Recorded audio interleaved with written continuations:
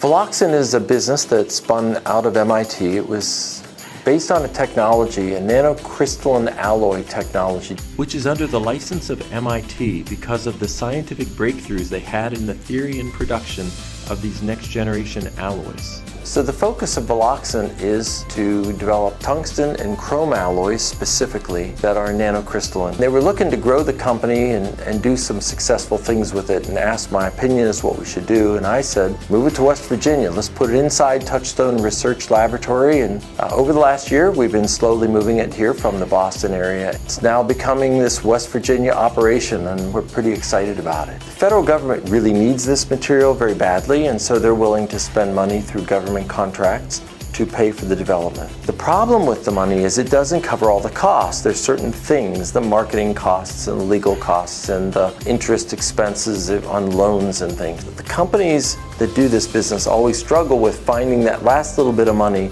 In someone's brilliance in West Virginia, and I don't know whose idea this was, they came up with this idea of matching the money that's brought in by these SBIR programs. So this money will be exceedingly important for the long-term success of Veloxint. We've moved the company here in the last year and won a $5 million Department of Energy contract already. We're inventing an entirely new area of materials that don't exist. There's not a competitor. There's nothing similar to this in the world. If successful, this will become enormous. This will affect everything. Tungsten carbide is the material of choice for cutting metals, woods, whatever. If we have a much better, higher temperature, harder, stronger, tougher material, it'll change how we cut virtually everything, all these materials, and that'll worldwide.